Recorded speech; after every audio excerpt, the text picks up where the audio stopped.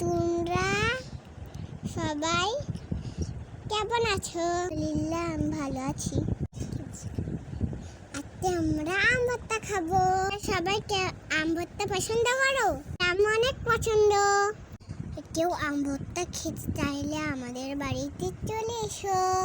মেখে খাবো কি করে? হাম করে খাবো। হাম করে ভর্তা মেখে খাবো কি করে?